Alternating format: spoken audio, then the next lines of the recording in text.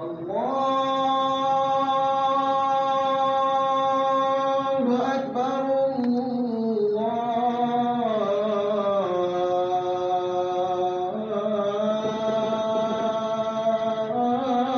الله أكبر. إن الحمد لله نحمده ونستعينه ونستغفره ونتوب إليه ونعوذ بالله من شرور أنفسنا ومن سيئات أعمالنا. من يهده الله فلا مضل له ومن يضلل فلا هادي له، وأشهد أن لا إله إلا الله وحده لا شريك له، وأشهد أن محمدًا عبده ورسوله صلى الله عليه وعلى آله وأصحابه وسلم تسليما كثيرا. أما بعد، عباد الله، أوصيكم ونفسي أولا بتقوى الله سبحانه وتعالى. يا أيها الذين آمنوا اتقوا الله حق تقاته ولا تموتن إلا وأنتم مسلمون. يا أيها الذين آمنوا اتقوا الله وقولوا قولا سديدا يصلح لكم أعمالكم ويغفر لكم ذنوبكم، ومن يطع الله ورسوله فقد فاز فوزا عظيما. اللهم اجعلنا من الفائزين. عباد الله، يقول الله سبحانه وتعالى في محكم تنزيله: بسم الله الرحمن الرحيم. تبارك الذي بيده الملك وهو على كل شيء قدير، الذي خلق الموت والحياة ليبلوكم أيكم أحسن عملا وهو العزيز الغفور. وقال الله سبحانه وتعالى في آية أخرى، ونحن في سورة العنكبوت: بسم الله الرحمن الرحيم. ألف لام ميم. أحسب الناس أن يتركوا أن يقولوا آمنا وهم لا يفتنون. وقال رسول الله صلى الله عليه وسلم: أشد الناس بلاء الأنبياء، أو كما قال رسول الله صلى الله عليه وسلم.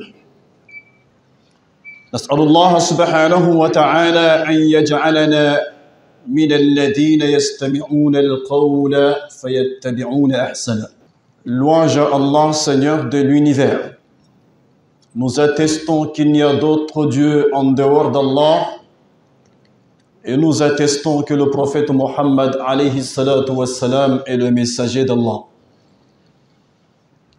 Qu'Allah subhanahu wa ta'ala accorde son salut et sa bénédiction au prophète bien-aimé Mohammed alayhi salatu wassalam, sur sa noble famille et sur ses fidèles compagnons jusqu'au jour de la résurrection.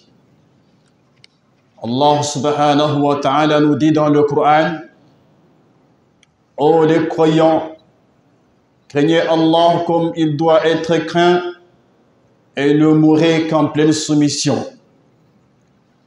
Allah nous dit subhanahu wa ta'ala aussi: ô vous qui croyez, craignez Allah subhanahu wa ta'ala et parlez avec droiture, afin qu'il améliore vos actions et vous pardonne vos péchés. Quiconque obéit à Allah et à son messager obtient certes une grande réussite. En effet, parmi les choses auxquelles l'homme est exposé dans sa vie, il y a les malheurs et les difficultés qui portent soit le nom d'épreuve ou le nom de punition. Et bien que les deux soient une difficulté et une souffrance pour celui qui les vit, il y a une distinction entre les deux. Et cette différence se distingue d'une personne à l'autre et d'une communauté à une autre. Voyons ensemble ce qui distingue l'épreuve à une punition. L'épreuve en réalité concerne le croyant et il a plusieurs objectifs plus importants. Parmi eux sont les faits de tester le croyant, de l'éduquer à la patience et le purifier. L'épreuve pour le croyant, c'est donc une purification permanente et par cette description, on voit que l'épreuve est un bien pour le croyant. Car Allah subhanahu wa ta'ala ne choisit pour le croyant que pour le bien.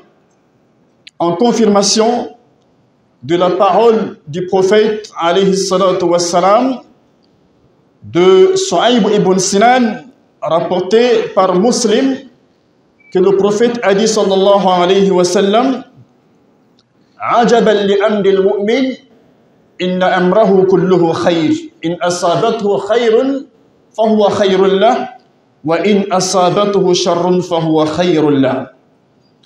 Le prophète nous dit dans cette parole que il est toujours étonné de l'attitude du croyant. Parce que quand un bonheur l'atteint, il remercie Allah. Et quand un malheur l'atteint, il reconnaît que ça provient de Allah subhanahu wa ta'ala et il le remercie Allah subhanahu wa ta'ala. Quoi qu'il lui arrive, il sait pertinemment que c'est une épreuve qui provient d'Allah subhanahu wa ta'ala. Le croyant, par sa patience face à cette épreuve, concrétise le sens de la véritable servitude envers Allah subhanahu wa ta'ala, comme il y a en cela une réforme permanente de son comportement. Au moment de l'épreuve, le musulman effectue un examen de conscience et se questionne si ses actes sont faits pour de bonnes raisons ou mauvaises. C'est comme ça le musulman se comporte. Allah nous dit subhanahu wa ta'ala dans le Coran: Tabaraka alladhi biyadihi al-mulk wa huwa ala kulli shay'in qadir. Béni soit celui qui détient le pouvoir suprême et qui est tout puissant, qui a créé la mort et la vie pour vous éprouver et connaître ceux d'entre vous qui se conduisent le mieux. C'est lui le tout-puissant, le tout-clément. Naam. Ali ibn Abi Talib radiyallahu anhu a dit: et comment veux-tu que je te décrive une vie qu'on commence par les pleurs, qu'on continue dans les épreuves et qu'on termine par la mort? Les épreuves chez le croyant ne cessent jamais. De sa naissance jusqu'à sa mort, voilà, le croyant doit se préparer parce que les épreuves viendront toujours. Naam. Et Allah a dit subhanahu wa ta'ala: nul malheur ne peut atteindre l'homme sans la permission du Seigneur. Allah guide le cœur de quiconque croit en lui, car il est parfaitement informé de toutes choses. L'être humain ou le croyant en général doit s'attendre à des épreuves amères et des épreuves douces. Des épreuves amères, la pauvreté et le manque de moyens. Il nous arrive tous, en tant que musulmans, en tant que croyants, de nous trouver dans des situations pareilles où on n'a rien. Non, ça arrive, c'est une épreuve de la part d'Allah subhanahu wa ta'ala. Aïwa. Mais il y a aussi la maladie et la mort. La maladie et la mort d'un être cher, de votre fils, de votre soeur, de votre frère, ça peut arriver aussi, c'est une épreuve. Aïwa. La séparation, l'insécurité, la mort d'un conjoint et d'une conjointe. Voilà, la mort du mari ou de la femme, la mort d'un enfant. Voilà. Ce sont des épreuves qui peuvent nous arriver à tout moment. Parmi les épreuves qui peuvent nous arriver, nous en tant que croyants et musulmans, c'est quoi? Les gens vont nous détester. Les gens vont nous haïr. Les gens ne vont pas vouloir nous voir, nous évoluer. Ce sont des épreuves de la part d'Allah subhanahu wa ta'ala. Il ne faut pas penser que autour de toi, autour de vous, les gens vont vous aimer. Vous pouvez être la personne qui se comporte le mieux, le meilleur, mais les gens vont vous détester, les gens vont vous haïr parce que il y a quelque chose qui ne leur plaît pas, qui ne leur plaise pas. Voilà, ça peut arriver. Et nous, en tant que croyants, les gens nous haïssent, voilà, pour des petites choses. Il y a quelqu'un qui est venu se convertir dans notre mosquée et il nous a dit que quand il était arrivé dans la maison où il a loué, la dame lui a dit que j'ai remarqué que tu es devenu musulman. Il a dit que oui, c'est vrai. Donc, à partir de ce jour, tu n'as pas le droit de vivre dans ma maison parce que moi, je n'aime pas vivre avec les musulmans. Voilà, une épreuve. Subhanallah. Autre épreuve, il est un coiffeur. Et il dit que un des oncles de sa femme est venu se coiffer dans son salon et il a vu le Coran. Il a dit, j'ai l'impression que tu es devenu musulman. Il dit que oui, je suis musulman. Ah bon? Donc, c'est pourquoi je sens des odeurs bizarres. C'est-à-dire que, du simple fait qu'il est devenu musulman, l'odeur du salon a changé. Subhanallah. Subhanallah. C'est que quand il n'était pas musulman, voilà, le salon était propre. Il était parfait. Mais, il est devenu musulman, ça fait juste voilà, quelques heures. L'odeur du salon a changé. Lui-même, il a changé de comportement. Et le gars lui a dit que, à partir d'aujourd'hui, là, je ne viendrai pas chez mes coiffés chez toi. Ce sont des épreuves. C'est ça. On doit s'attendre à tout, nous, en tant que musulmans. Voilà. En tant qu'étudiant, les gens ne vont pas vous aimer. Pourquoi? Parce que vous portez un boubou, vous portez un chapeau. Les gens n'aiment pas ça. Vous portez la barbe, les gens n'aiment pas ça. On a vu ça au campus ici. Des professeurs qui ont détesté des étudiants. Pourquoi? Parce qu'ils ont porté la barbe. Voilà. Des sœurs détestées. Pourquoi? Parce qu'elles ont porté le voile. Voilà. C'est pas qu'elles ont crié dans les salons, non. À cause du voile. À cause du voile. Donc, nous, vous devez vous préparer à ces épreuves-là. Et les professeurs ne sont pas épargnés. Ils ne sont pas épargnés. On ne va pas les aimer. Ils peuvent être les meilleurs en comportement, mais du fait qu'ils sont des musulmans, voilà, on les appelle voilà, Mohamed, voilà, Ahmad, voilà, non. À cause de ça, les gens ne les aiment pas. Les gens ne vont pas les aimer. Mais si Allah les aime, c'est ça le plus important. Yuriduna liyutfi'u nur Allah bi afwahihim. Ils tenteront par leur bouche éteindre la lumière de Allah. Par leur bouche. Bi afwahihim. Wallahu mutimmu nurihi. Mais Allah subhanahu wa ta'ala, voilà, il va compléter, il va en fait garder sa lumière. Voilà. C'est ce qui va nous arriver un peu partout là, en tant que musulmans. Même dans les services. Je vous assure, il y a certains de nos sœurs, de nos femmes qui sont détestées. Pas parce qu'elles ne travaillent pas correctement, mais parce qu'on leur demande de faire des bêtises, elles le refusent et disent non. Elles disent non, elles disent non. Voilà. Le patron lui demande que non, je suis mariée.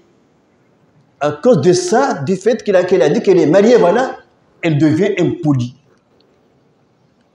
Elle devient impolie. C'est des situations que les musulmans vivent un peu partout, que ce soit au Togo et ailleurs. Donc, en tant que musulmans, vraiment, on doit chercher, d'accord, à augmenter la foi, à comprendre mieux la religion, à comprendre mieux, voilà, la charia, pour ne pas se laisser égarer, pour se préparer spirituellement. Nous demandons à Allah subhanahu wa ta'ala de nous protéger, de veiller sur nous, et de faire en sorte que les gens connaissent l'islam comme cela se doit et deviennent des musulmans, Inch'Allah. Ceux qui ont détesté toujours l'islam et les musulmans, voilà, ils finissent par devenir des véritables musulmans. C'est ce que nous souhaitons, c'est ce que nous demandons à Allah subhanahu wa ta'ala, de guider tous ces gens-là, voilà, dans l'islam, ya Rabbal Alamin. أقول قولي هذا واستغفر الله لي ولكم ولسائر المسلمين والمسلمات من كل ذنب إنه هو الغفور الرحيم. الحمد لله رب العالمين والعاقبة للمتقين ولا عدوان إلا على الظالمين وأشهد أن لا إله إلا الله وحده لا شريك له وأشهد أن محمدا عبده ورسوله صلى الله عليه وعلى آله وأصحابه وسلم تسليما كثيرا. أما بعد، عباد الله، أوصيكم ونفسي أولا بتقوى الله سبحانه وتعالى. يا أيها الذين آمنوا اتقوا الله وقولوا قولا سديدا يصلح لكم أعمالكم ويغفر لكم ذنوبكم ومن يطع الله ورسوله فقد فاز فوزا عظيما. نعم، Allah subhanahu wa ta'ala a dit dans le Coran, Bismillah ar-Rahman ar-Rahim, Alif Lam Mim, أحسب الناس أن يتركوا أن يقولوا آمنا وهم لا يفتنون. Est-ce que les gens pensent qu'on les laissera dire nous croyons sans les éprouver? Non, c'est faux. Si tu dis que tu es croyant, il faut t'attendre à des épreuves. Et les épreuves là ne sont pas une punition. Allah subhanahu wa ta'ala ne punit pas le croyant. Mais Allah teste le croyant. Il le teste. Non. Prophète a dit alayhi salatu wa salam, Ashaddu nasu bala'an al-anbiya. Voilà. Les hommes les plus éprouvés auprès de Allah subhanahu wa ta'ala sont les prophètes. Puis quoi? Les gens pieux. Et puis, les gens qui les ont succédés. C'est les gens les plus éprouvés par Allah subhanahu wa ta'ala. Donc c'est une épreuve, qui montre que l'épreuve n'est pas une punition. N'est pas une punition. Quel est le prophète que vous connaissez qui n'a pas été éprouvé par Allah subhanahu wa ta'ala? Ils sont tous éprouvés. Ibrahim alayhi salam, il a connu des épreuves très dures. Moussa alayhi salam, Ayyub alayhi salam, Yunus alayhi salam, Yusuf alayhi salam et Muhammad alayhi salatu wa salam, tous, ils ont été éprouvés. Soit par quoi? Par la maladie, voilà, par voilà les punitions, par quoi? Voilà, par l'abandon, par diverses choses. Tous ces prophètes-là ont été éprouvés. Et les pieds prédécesseurs, voilà, ils ont été éprouvés. Vous connaissez beaucoup de compagnons qui ont été éprouvés. En commençant par qui? Bilal, radiyallahu anhu, il a été éprouvé, mais il a tenu. Il a tenu. Il n'a pas cédé au chantage. Il a tenu. Non. Et beaucoup de compagnons, ils ont été éprouvés. Voilà. Ils ont émigré en laissant leurs biens, en laissant leur famille à Mecca. On a empêché leur famille, voilà, de les rejoindre pendant des mois. Mais ils ont tenu. Ce n'est pas à cause de ça, voilà, qu'ils ont abandonné la religion. Nous, malheureusement, voilà, par manque de foi, une petite épreuve. Une petite épreuve, voilà, ça fait, voilà, on renonce à la religion. Il n'a pas validé une matière, il s'énerve. Pourquoi? Hein? Je prie la nuit, je jeûne là. Pourquoi je n'ai pas réussi? Mon cher ami, la réussite, ça c'est rien. Ça c'est rien. Ce n'est pas le bon mois pour toi. Il faut attendre. C'est rien. Tu peux reprendre, ça, c'est rien. Les gens qui sont déjà dans ce monde-là, c'est des gens qui ont connu des échecs. Pas un, pas deux, pas trois. Donc, il ne faut pas t'étonner parce que voilà, tu n'as pas validé, voilà, la matière, mais voilà, tu n'as pas eu ta licence, voilà, non, ça c'est rien du tout. Les gens ont été éprouvés par des épreuves très difficiles. Donc, nous devons nous préparer face à ces épreuves. Voilà, avec la foi, avec la confiance en Allah subhanahu wa ta'ala. Que Allah subhanahu wa ta'ala, en t'éprouvant, c'est pour t'honorer davantage. C'est pour t'honorer. Il t'a réservé quelque chose de magnifique. Il ne t'a pas éprouvé pour rien. Il y a un objectif. Allah veut te lever, il veut t'honorer, voilà, il veut te purifier, il veut faire de toi un vrai croyant, il veut qu'à travers toi, les gens comprennent que, même lui, hein, il est éprouvé, mais vous l'avez vu, il a beaucoup patienté. Pourquoi pas nous? Souvent, c'est comme ça aussi. Vous allez voir une personne, voilà, un imam, voilà, qui est sérieux, qui a la foi, mais une grande épreuve. Mais il a patienté. Et les fidèles ont compris que, vraiment, c'est un bon exemple à suivre. S'il avait abandonné, s'il avait, voilà, en fait, échoué, ça allait être une catastrophe, voilà, pour tous les fidèles. Donc, Allah subhanahu wa ta'ala ne fait rien au hasard. Tout ce qu'il fait là, c'est pour le bien des croyants.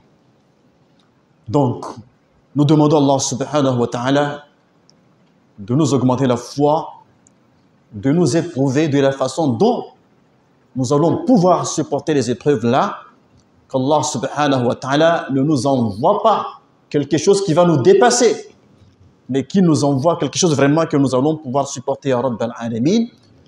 Qu'Allah subhanahu wa ta'ala nous compte parmi les croyants sincères, qu'il nous compte parmi les croyants qui vont tenir jusqu'à la fin de nos temps, ya Rabbal Alamin.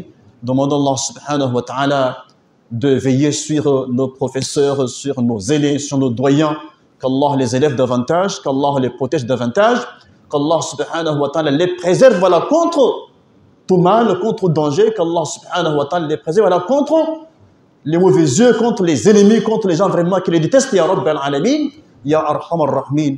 Qu'Allah subhanahu wa ta'ala bénisse tous ces étudiants-là, qu'Allah vous accorde des bonnes carrières, qu'il vous facilite la tâche et qu'il fasse de vous des éminentes personnalités de ce pays, ya Rabbal Alamin. Qu'Allah subhanahu wa ta'ala bénisse le Togo, qu'il bénisse tous les Togolais, qu'il fasse du Togo un pays de paix durablement, ya Rabbal Alamin. Qu'Allah accorde la paix à tous les pays où la paix est menacée, ya Rabbal Alamin. En Guinée, au Mali, au Niger, au Burkina, en Syrie, un peu partout dans le monde, ya Rabbal Alamin. Qu'Allah subhanahu wa ta'ala nous facilite, qu'Allah nous guide sur le droit chemin, ya Rabbal Alamin. Qu'il pardonne à nos morts, qu'il accorde une parfaite guérison à nos malades, ya Rabbal Alamin, ya Arhamar Rahmin. Nous avons perdu 2 personnes, nous allons faire, Inch'Allah, la prière, voilà, mortuaire après la prière. Nous avons perdu un frère qui s'appelle Ba, l'oncle de notre frère Mohamed Ba, qui était avec nous ici, il est décédé hier. Nous avons perdu aussi un autre Ba aussi, s'appelle Ba aussi, les deux sont des Ba, mais lui il est sénégalais, un des oncles de mes maîtres d'ouf, qui a l'habitude de venir ici, là, il est décédé aussi hier. Donc nous allons, Inch'Allah, prier à ces personnes-là et à tous les morts musulmans, ya Rabbal Alamin. Inna Allah wa malaikatahu yusalluna ala nabi. Ya ayyuhalladhina amanu sallu alayhi wa sallimu taslima. Allahumma salli ala Muhammad wa ala ali Muhammad. Kama sallayta ala Ibrahim wa ala ali Ibrahim innaka hamidun majid. Allahumma barik ala Muhammad wa ala ali Muhammad. كما باركت على إبراهيم وعلى آل إبراهيم إنك حميد مجيد. عباد الله إن الله يأمر بالعدل والإحسان وإيتاء ذي القربى وينهى عن الفحشاء والمنكر والبغي يعظكم لعلكم تذكرون. قوموا إلى صلاتكم يرحمني ويرحمكم الله.